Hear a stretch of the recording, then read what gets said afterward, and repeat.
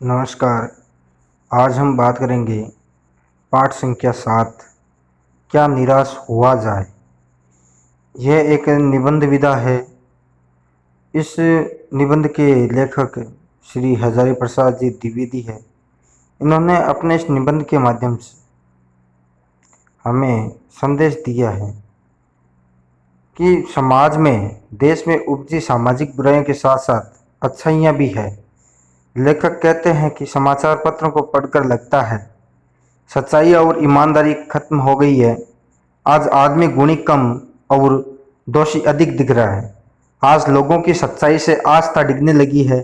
लेखक कहते हैं कि लोभ, मोह, काम, क्रोध आदि को शक्तिमान कर हार नहीं माननी चाहिए। अर्थात काम, क्रोध, लोभ और मोह, इन चारों को कभी भी ताकतवर नहीं समझना चाहिए। अगर हमने अपने जीवन में इन चारों को ताकतवर मान लिया तो हम कभी भी अपने कार्य में सफल नहीं हो पाएंगे। अतः लेखक कहते हैं कि लोभ, मोह, काम, क्रोध आदि को शक्तिमान कर हार नहीं माननी नहीं चाहिए, बल्कि उनका डटकर मुकाबला करना चाहिए या सामना करना चाहिए। आगे लेखक कहते हैं कि हमें किसी के हाथ की कठपुतली कठपुतली यानी जो हमें इशारों पर नचा सके, ऐसा नहीं बनना चाहिए। हमें स्वतंत्र होकर अपना कार्य करना चाहिए। कानून और धर्म अलग अलग है, परंतु कुछ लोग कानून को धर्म से बड़ा मानते हैं। समाज में कुछ लोग ऐसे हैं जो बुराई को रस लेकर बताते हैं। बुराई में रस लेना बुरी बात, अर्थात बुराई को भी बढ़ चढ़ करके बताते हैं। लेखक के अनुसार सच्चाई आज भी दुनिया में है। इसके कई उदाहरण उन्होंने पाठ में दिए हैं। तो आइए पाठ में चलने से पहले हम देखते हैं शब्दार्थ।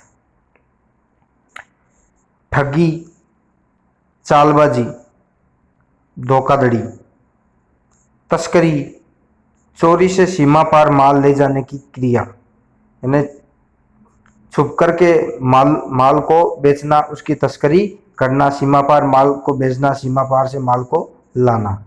भ्रष्टाचार, अनैतिक आचरण, आरोप प्रत्यारोप, एक दूसरे को गलत ठहराना, संदेह, शक, दृष्टि, नज़र, दोष, बुराई।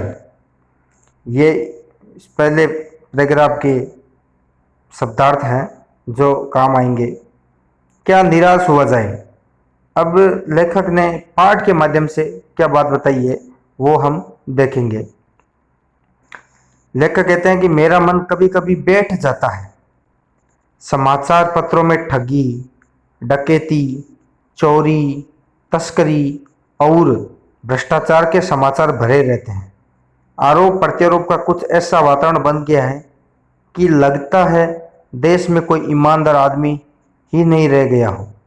जब भी लेखक समाचार पत्र को पढ़ते हैं उनका मन उदास हो जाता है। लेखक कहते हैं कि जब भी मैं समाचार पत्रों में ठगी, डकैती आदि के समाचार देखता हूँ तो मुझे ऐसा लगता है कि संसार में, इस देश में कोई ईमानदार व्यक्ति रहा ही नहीं है। जब भी लेखक समाचार पत्रों को पढ़ते हैं उनका मन उदास हो जाता है, क्योंकि समाचार पत्रों में डकैती, चोरी, तस्करी करना आदि खबरें छपी हुई रहती हैं। इस तरह के बुरे कर्म बहुत अधिक बढ़ गए हैं। अनैतिक आचरण अर्थात भ्रष्टाचार, बुरा आचरण समाज में चारों तरफ फैला हुआ है। समाचार पत्र खोलकर देखिए तो आप इन सभी का जिक्र पाएंगे।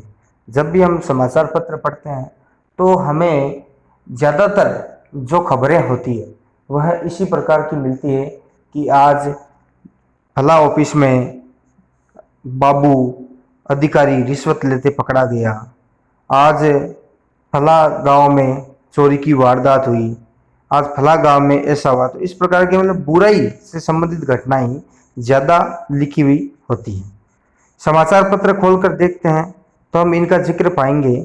ऐसा लगता है कि चारों ओर बुराई बुराई है। चारों ओर यानी चारों तरफ बुराई बुराई है। अच्छाई का कहीं नामो निशान ही नहीं है। एक दूसरे को गलत ठहराना नजर आ रहा है। ऐसा वातावरण बन गया है कि लगता है देश में कोई ईमानदार आदमी ही नहीं है, सिर्फ बुराई ही बची है। हर व्यक्ति कानून को अपने हाथ में लेकर बेईमानी और भ्रष्टाचार कर रहा है। बेईमानी, दूसरे के साथ में धोखा। हर व्यक्ति संदेह की दृष्टि से देखा जा रहा है। जो जितने ऊंचे पद पर है उनमें उतने ही अधिक दोष दिखाई जाते हैं, अतः उनको दोषी बना दिया जाता है। उनके कर्मों के कारण भी वो दोषी होते हैं, लेकिन जो दोषी नहीं है लेकिन दफ्तर में काम करते हैं तो उनको भी दोषी मान लिया जाता है। एक बहुत बड़े आदमी ने मुझसे एक बार कहा, लेखक कहते हैं कि एक बहुत बड़े आदमी ने मुझसे कहा कि इस समय सुखी वह है जो कुछ नहीं करता। लेखक को एक व्यक्ति ने कहा कि इस समय सबसे ज्यादा सुखी वही व्यक्ति है जो कुछ नहीं करता। हर व्यक्ति दूसरे व्यक्ति को शक की नजर से देखता है क्योंकि उसे उस पर विश्वास ही नहीं रह गया। जो जितने ऊंचे पद पर है हम उस पर विश्वास नहीं कर सकते। जब भी हम किसी अधिकारी से मिलते हैं और अगर उसी अधिकारी के आसपास कहीं भ्रष्टाचार की कोई बात हमारे ध्यान में होती है तो हम उस पर विश्वास नहीं कर सकते, क्योंकि उसने कर्म ही ऐसे किए हैं कि लोग उस पर विश्वास ही नहीं करते हैं। हमेशा उनके दोष ही दिखाई देते हैं। जब उनकी किसी के साथ मुलाकात हुई थी, उन्होंने अपने विचार प्रस्तुत किए कि इस समय सुखी वही है जो कुछ नहीं करता, अर्थात किसी भी बात पर अपना पक्ष नहीं रखता या किसी से कोई व्यवहार नहीं रखता। वही व्यक्ति इस दुनिया में सुखी है जो अकेला अपना काम करता है, अन्य किसी का सहारा नहीं लेता, किसी पर आश्रित नहीं रहता या चुपचाप बैठा रहता है।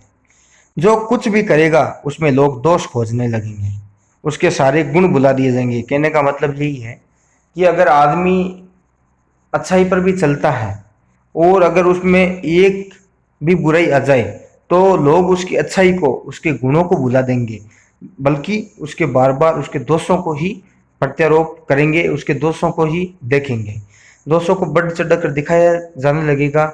दोष किस में नहीं होते, दोष सभी में होते हैं। यही कारण है कि हर आदमी दोषी अधिक दिख रहा है, गुणी कम या बिल्कुल ही नहीं, अर्थात आदमी में गुण कम दिखाई दे रहे हैं और दोष ज्यादा दिखाई दे रहे हैं।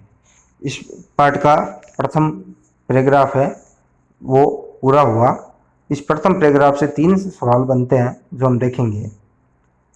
क्या निराश हुआ जाए, पाठ के लेखक का नाम लिखिए। तो इसका उत्तर है क्या निराश हुआ जाए, पाठ के लेखक का नाम श्री हजारी प्रसाद द्विवेदी जी है। दूसरा सवाल, बुरा आचरण क्या है। अभी शुरुआत पाठ में आया था, लोभ, मोह, काम, क्रोध आदि विचार मनुष्य में स्वाभाविक रूप से विद्यमान रहते हैं, पर उन्हें प्रधान शक्ति मान लेना, अर्थात उनको ही सब कुछ मान लेना और अपने मन तथा बुद्धि को उन्हीं के इशारे पर छोड़ देना ही बुरा आचरण है। तीसरा सवाल, लेखक का मन कभी कभी क्यों बैठ जाता है। लेखक का मन कभी कभी क्यों बैठ जाता है, इसका उत्तर आया था कि समाचार पत्रों में ठगी, डकैती, चोरी, तस्करी और भ्रष्टाचार के समाचार भरे रहते हैं। आरोप प्रत्यारोप का कुछ ऐसा वातावरण बन गया कि लोग, देश में कोई ईमानदार आदमी नहीं रह गया है।